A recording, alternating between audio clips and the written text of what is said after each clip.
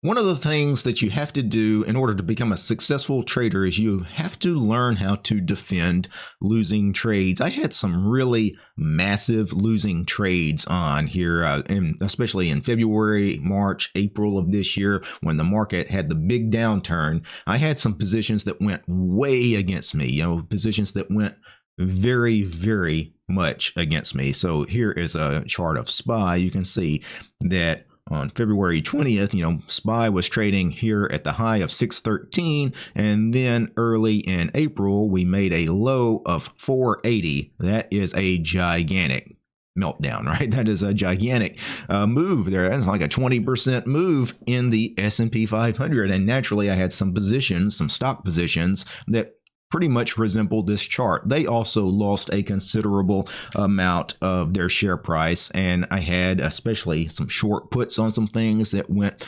horribly wrong. I was showing unrealized losses on some positions of many thousands of dollars, and I had to defend those positions. So today what I wanted to do is I wanted to go back and show you a couple of trades that I had on during that time that went way against me. And I'm going to show you how I defended those trades and how the results of those trades ended up as far as their eventual outcome. So the first position that I want to examine here is AVGO Broadcom. So let me show you this position here. So I had this trade that I just recently closed just a few days ago that ended up being a $416 loser. If I move my head, you can see the end result.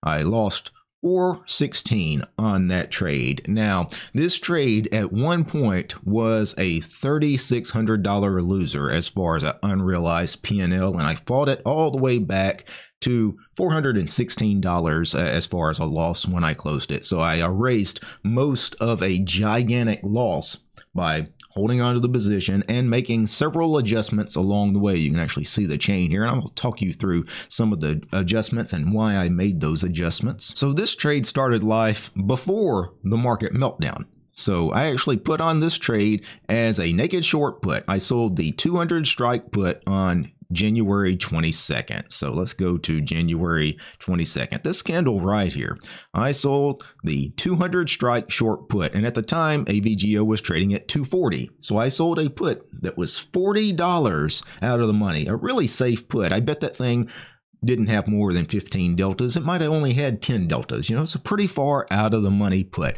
Most of the time you think, man, that thing's going to be really safe, right? And then like 2 days later, we had some news about China came out with a new AI tool called DeepSeek, and it scared the market, especially all the chip stocks, which Broadcom is one of the semiconductor stocks, and they all fell hard. And by hard, I mean Broadcom fell at one point. It got down to a low on this day of 195. So that was the DeepSeek day. So it fell $45 from when I put the position on, right? So I sold a put that was $40 out of the money. I thought, man, that thing is super safe. And literally like the next day, it went down $45 in a day. So that immediately put me massively in the hole on this position. I probably, was down more than $1,000 or so unrealized P&L just because of that sudden massive move on that short put.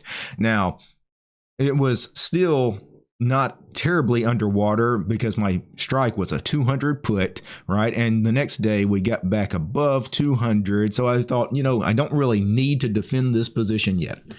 It's in trouble, but I didn't necessarily have to defend it. I was going to hold on to it because I thought this DeepSeek scare, I thought it was a market overreaction. And it was kind of a bit of an overreaction. A lot of times when you get overreaction to a bit of news, it immediately reverses. And that's kind of what happened here. So it did go back up. So holding on to that put, it got back to safe levels. It started trading back into like $230, $235, well above my 200 strike put. So I was back to being safe. But then, of course, the market meltdown happened. And, you saw the chart of SPY. Well, the chart of AVGO mirrors kind of what happened in SPY. We had this massive, massive, massive sell-off. So the first adjustment I made was on February 25th. So if I go to February 25th here on the chart, somewhere around here, the market was starting to go against me. We got back down from 235 back down to 200. So this is the second time I've been put in the money essentially on this short put, or right at the money. I was like, this time this is a little different. This wasn't a one-time news event that I thought we would quickly rebound. This was as the market was really kind of selling off on all the tariff talks. So I was like, I better defend this. So what I did is I rolled out in time.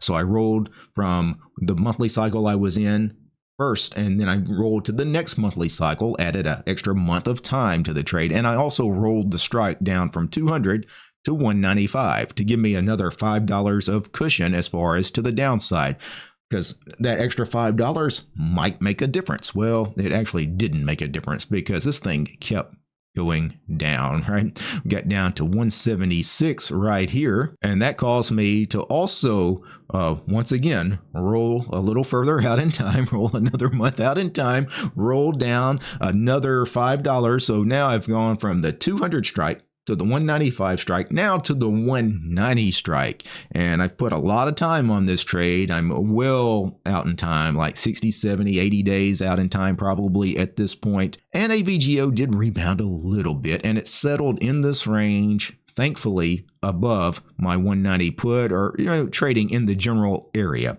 So I was in the fight at this point, and then the really big drop happened. And this hurt. This hurt bad. At the bottom of this, this was where the unrealized P&L on this trade had reached somewhere around $3,600, $3,700, because I was just gigantically in the money on my 190 put, because this thing traded all the way down to a low of 137, right? So I am $53 in the money at that point. That's just gigantic. So this was just such a gigantic loss at that point. At that point, I almost felt defeated as far as, I'm not even going to try to defend this position anymore. This put is so underwater. I'm going to end up with 100 shares of Broadcom at $190 a share, right? I'm going to get a sign. There's no way this thing is coming back to my strike. I'm already that far in the money. There's no way it's coming back. But when the market finally reached a bottom, and that was the bottom of both SPY and Broadcom, the market really had that hard sell-off here in early April, the first few trading sessions of April. And then, once you finally have a bottom in a market, a lot of times you do get a pretty quick and drastic rebound. And we did. And Broadcom had a pretty drastic rebound. Like 3 days later, it was already trading back up somewhere around 185 to 190. Think about that. I had the 190 put, we had traded down to 137, and 3 days later, it's already back to my 190 put. Now, these were extremely volatile days in the market. This is not something that is normal. You never see markets that behave like this. Is a very rare event, but it came back to me, right? I'm back at least in the game, and I decided, I'm probably good at this point, because I thought the market had found a bottom and it will keep rebounding, and it kind of did. It slowly went back up. It did sell off. We had the little mini sell off again right here. And what I did is I took that opportunity to once again make an adjustment, because at this point I'd been holding on to that 190 put for a few weeks, but now I decided, hey, I'm going to start defending this position again. I think it's worth defending.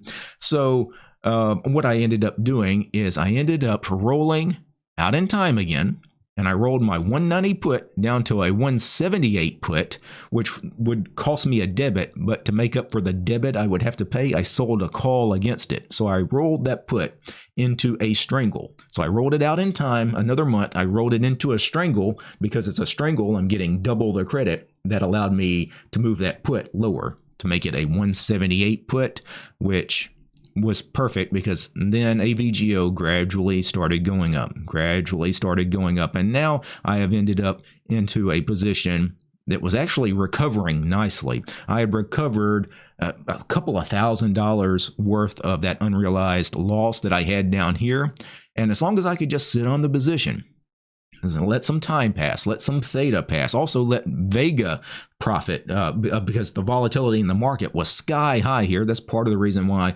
my short put had such a high unrealized loss, is because volatility had spiked on that thing. I had to let volatility settle down. And as we got the move back up as theta, as time passed, and then as vega, volatility, comes in.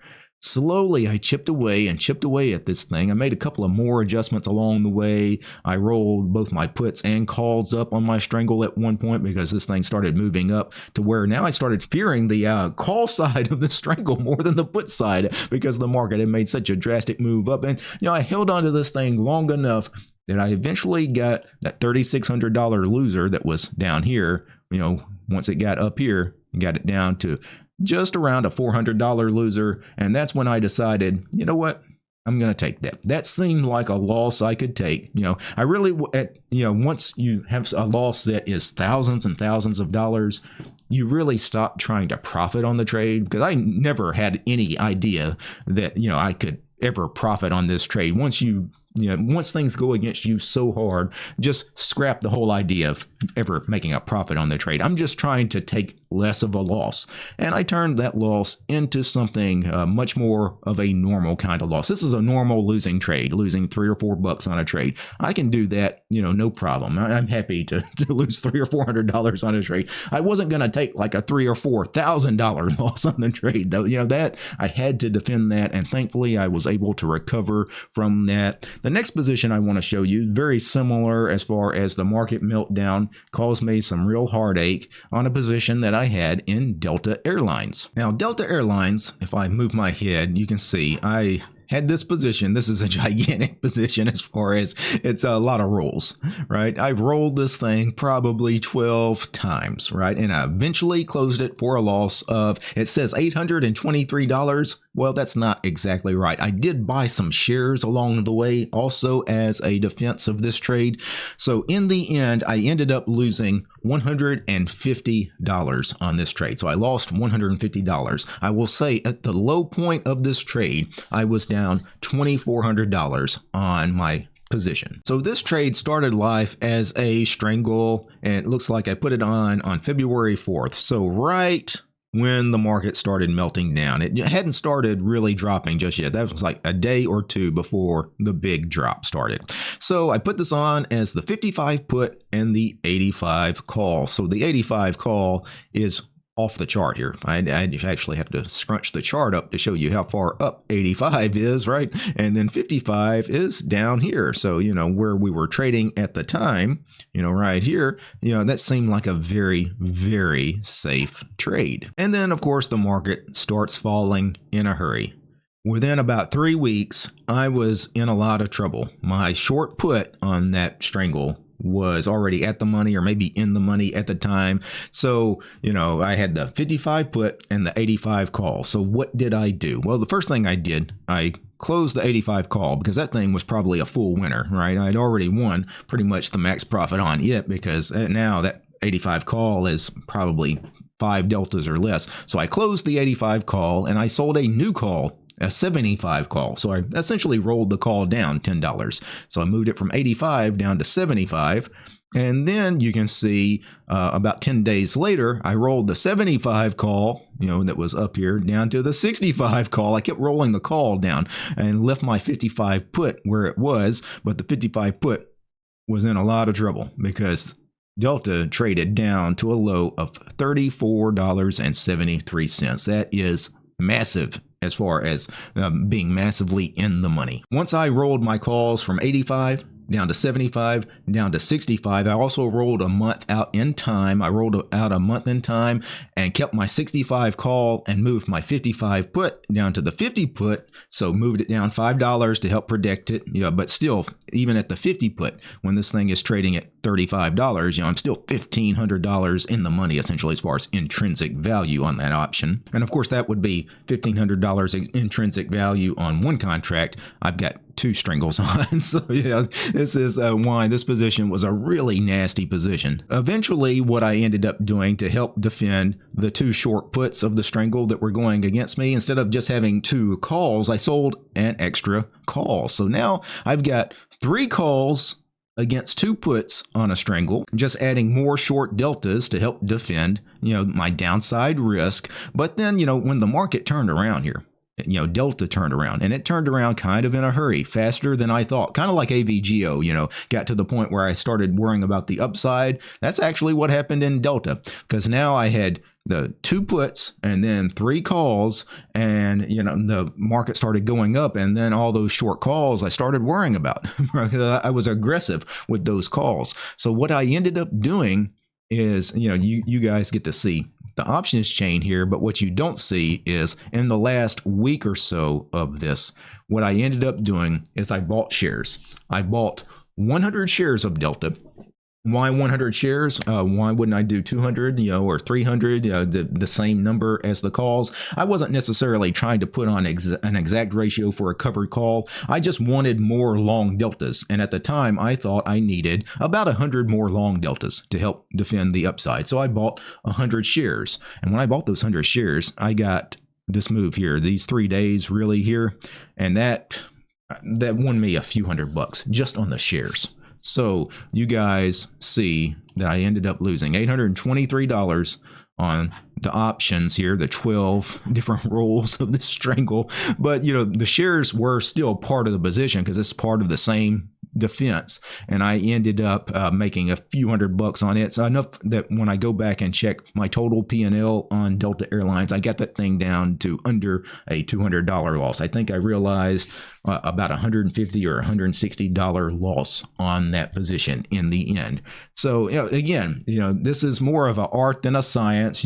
Why I chose some of the strikes, when to roll down. You never know exactly when to start rolling calls down to defend a put, or roll puts up to defend a call. Also, sometimes it's not an exact science when to roll out in time, or in my case, when to buy shares. That's something a lot of people don't think of on a strangle is, you can sometimes buy shares, especially to defend the call side of a strangle. Sometimes that makes perfect sense. So there you have it, a couple of losing trades that I had on recently. At one point, these trades were massive losers. I tried to defend them. I chipped away and chipped away and kept chipping away at those massive losers until finally I got back to, a very small loss in Delta Airlines and a okay loss in AVGO. And this is one of those things that sometimes just taking a smaller loss than you otherwise could have is actually a winning trade. Now, if you want to learn more about options trading, and especially my favorite option strategy, which is the wheel strategy, check out my book, The Super Wheel Option Strategy. This is available on Amazon. You'll find a link to the book in the description below. Peace, guys.